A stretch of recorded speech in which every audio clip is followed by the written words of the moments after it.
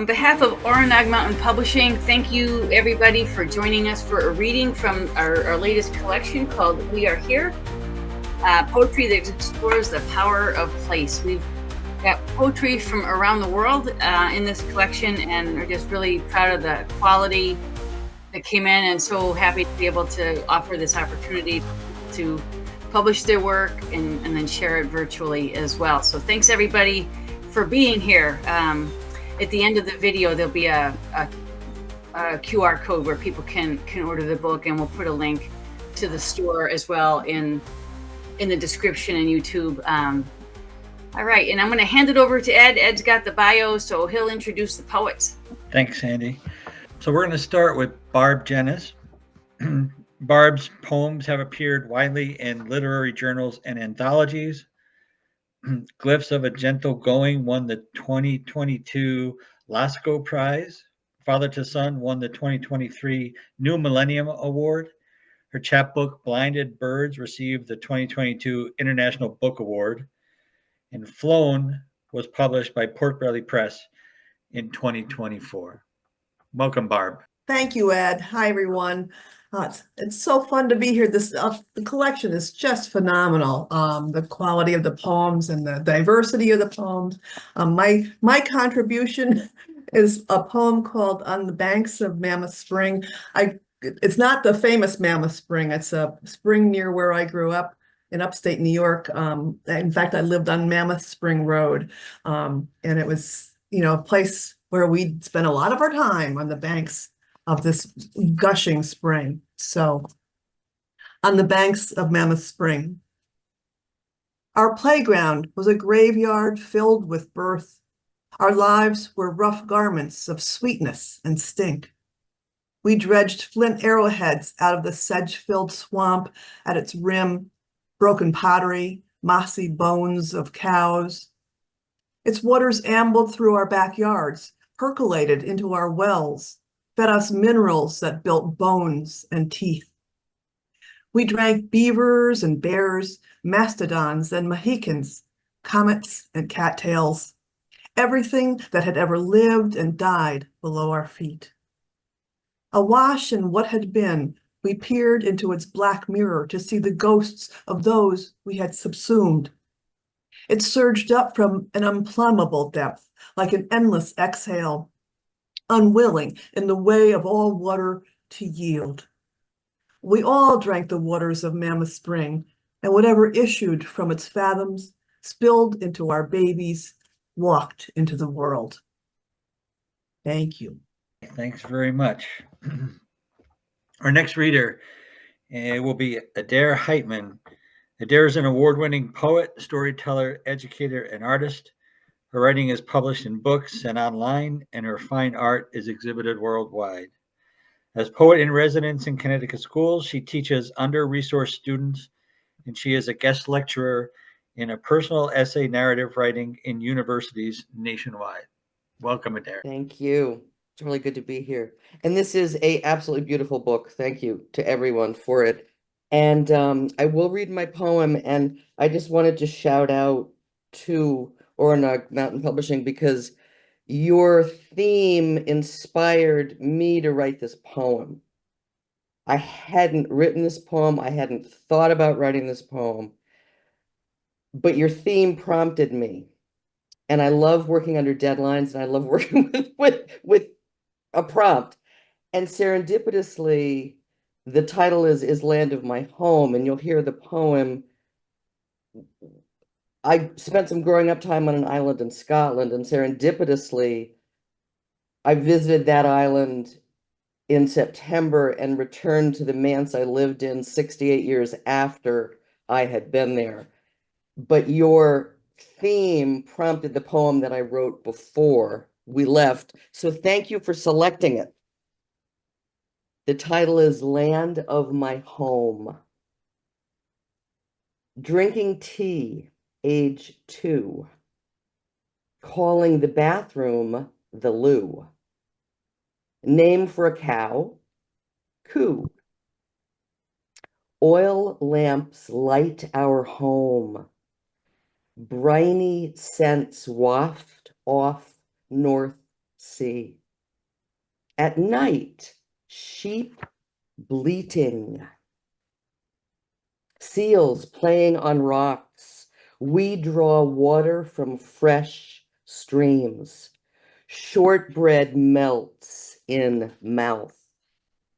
Decades later, when remembering wind-swept coasts, our rugged lifestyle, back in the US, connecting home and myself, memories flood back.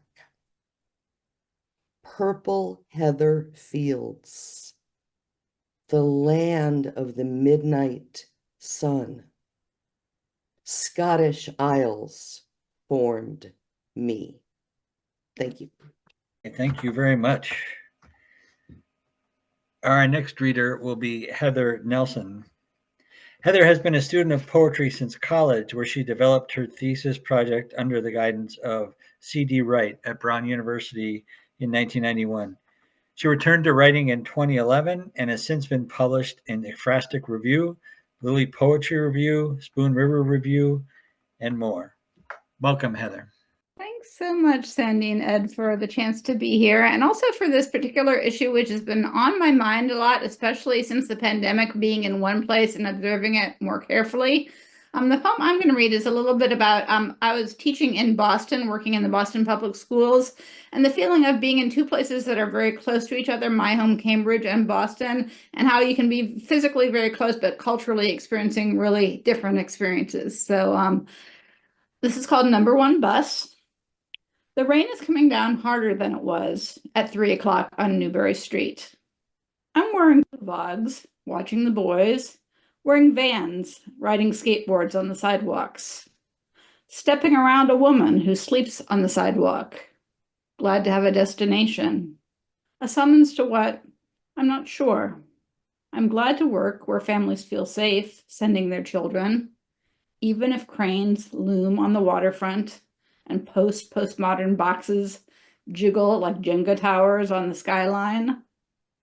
Even if the dark clouds mass over the bridge, because when I arrive in Cambridge, I feel fine, talking with Whitney out on the wet sidewalk about wanting work and finding it.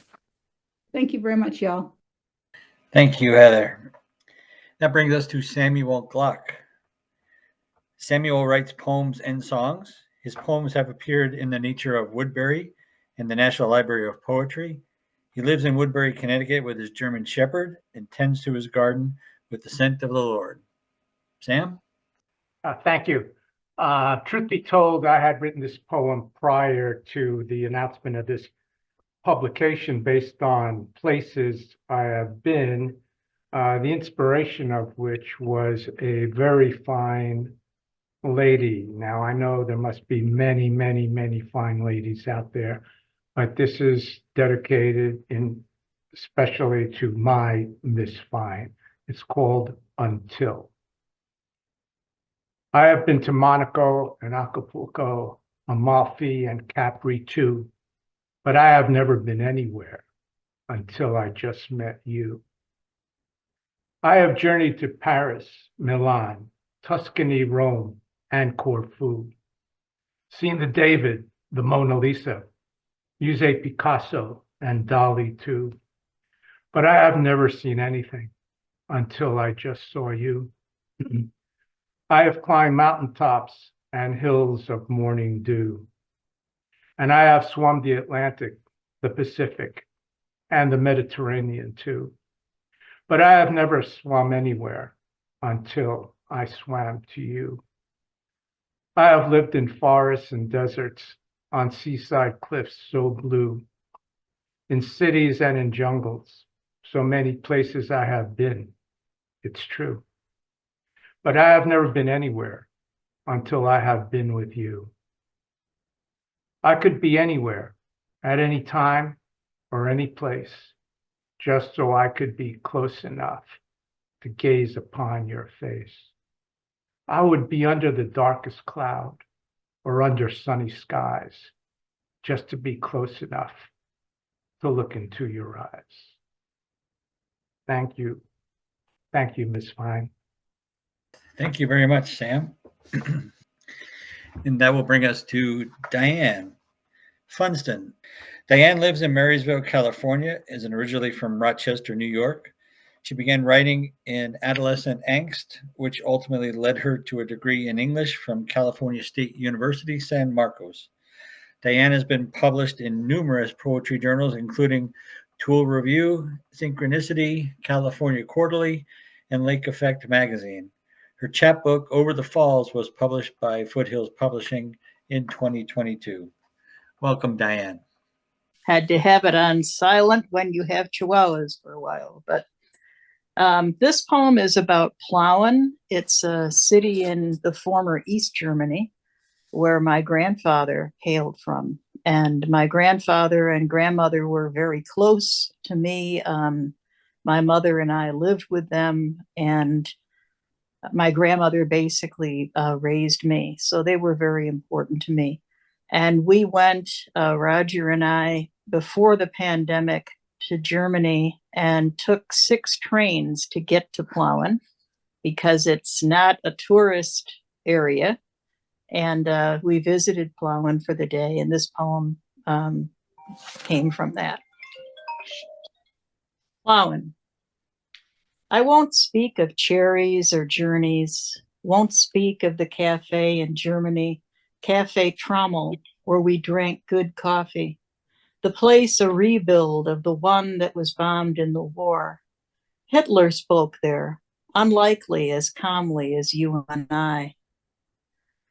We took 6 trains from Baden, hopped on and off like hobos, dragged luggage and ourselves up and down flat Germany, birthplace of my grandfather.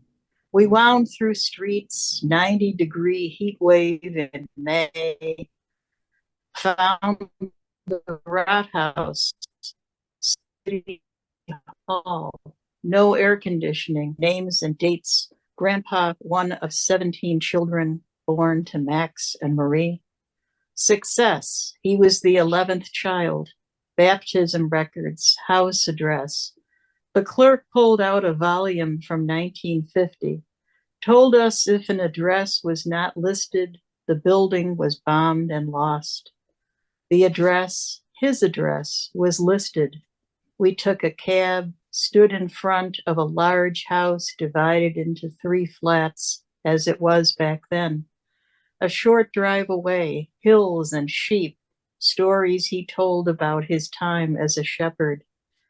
We ended up back at Cafe Trommel, satisfied to dig into Sauerbraten and heavy dark beer, talking wildly now of our journey, gesticulating with excited hands, holding hands of a day well done, finishing the day with dessert of brandy.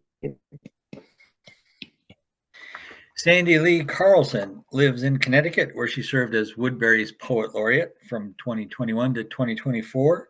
She has published 9 collections of poetry over the past 25 years, and she enjoys building relationships through poetry and art. Sandy? Thanks, Ed.